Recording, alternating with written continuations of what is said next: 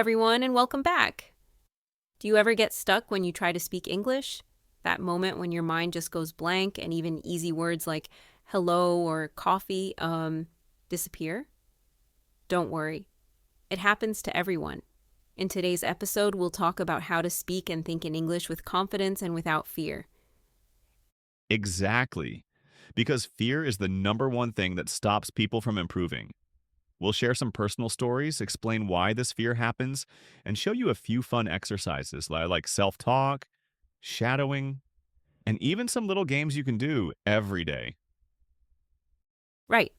So if you want to stop translating in your head, sound more natural, and finally feel comfortable speaking English, stay with us. Let's start with a simple question. Why are we so afraid to speak? I still remember my first English conversation with a native speaker. I was in a coffee shop in London, and the barista asked me, "How's your day going?" And I just froze. My brain said, "Wait, what?" I was so focused on grammar and pronunciation that I forgot to answer. I smiled like a robot and said nothing. Oh, I know that feeling. The same thing happened to me during my first trip to Australia. Someone asked, "Are you here on holiday?" And my brain went totally blank. I was thinking in my language, trying to translate every word, and by the time I was ready to answer, they were already gone. That's exactly how fear works. When we feel nervous, our body reacts. The heart beats faster, our hands sweat, and the brain kind of locks up. It's not just about English, it's a normal stress reaction, like when you speak in public or meet someone new. Yes, our brain is trying to protect us from making mistakes or looking silly, but here's the problem: that protection stops us from learning. The more you worry, the more your mind freezes.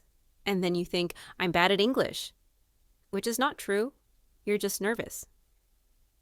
Exactly. The good news is that fear can go away with practice. You don't need to be fearless, you just need to learn how to relax when you speak. Let's talk about some ways to do that. The first step is to stop translating. When you translate every word from your language into English, your brain works twice as hard. That's why it feels slow. Instead, try to think in English, even with simple words.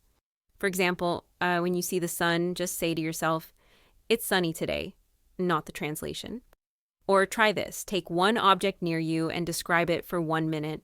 For example, "This is my cup. It's white.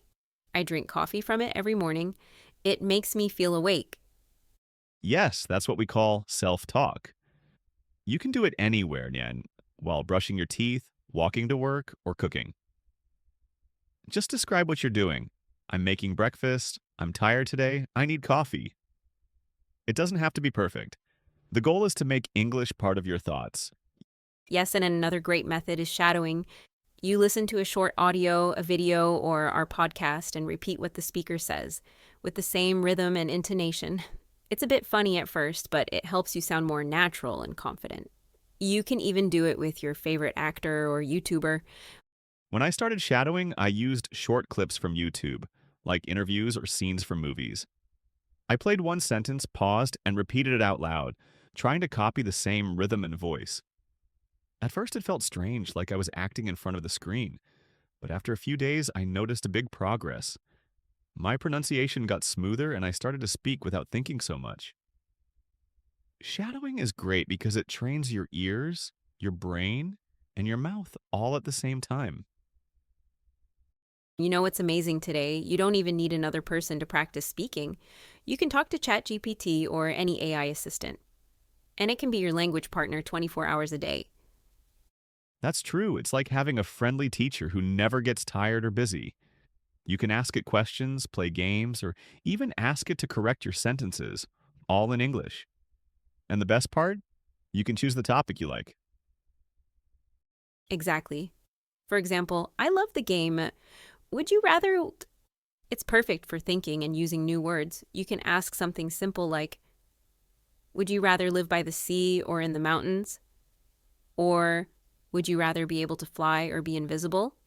Then you explain why. That's the real practice, not just one word, but a full answer. Yes, like I would rather live by the sea because I love swimming and I like the sound of the waves. It makes me feel calm and happy. And boom, that's already a short, natural paragraph in English. You can also ask ChatGPT to keep the game going.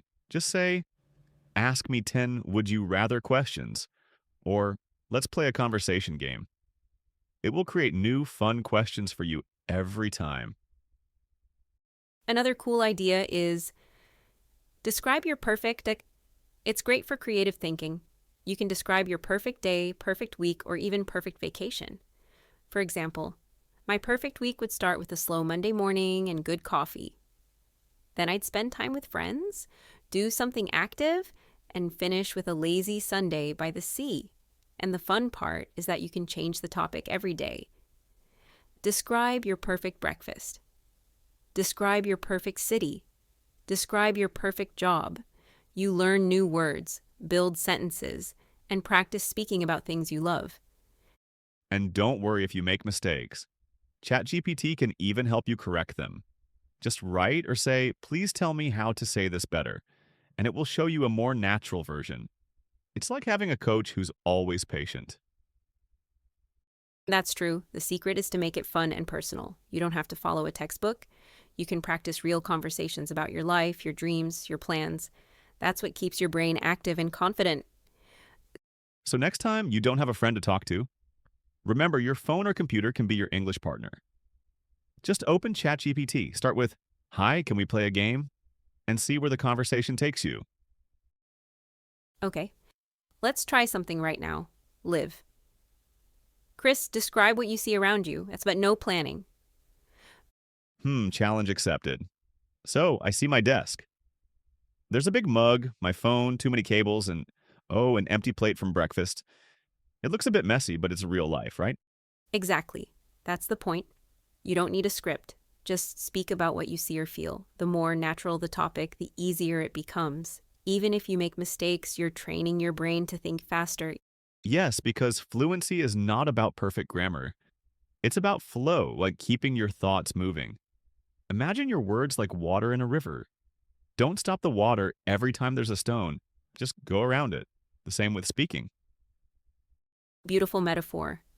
And remember, small steps matter. 1 minute of self-talk today is better than 1 hour of silence waiting for the perfect moment to speak. So, what did we learn today? First, fear is normal. Everyone feels it. But if you understand where it comes from and practice small things every day, it slowly disappears. The secret isn't perfect grammar. It's practice and courage.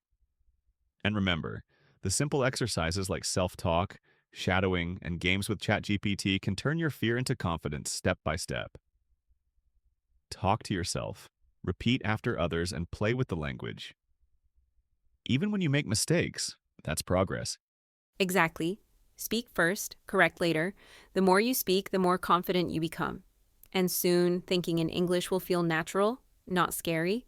So next time you feel afraid to speak, take a deep breath, smile, and just start. Because the only way to get better is to actually speak. That's right. Thanks for listening, everyone. And remember, practice a little every day and don't be afraid to sound imperfect. Your English voice deserves to be heard. See you in the next episode.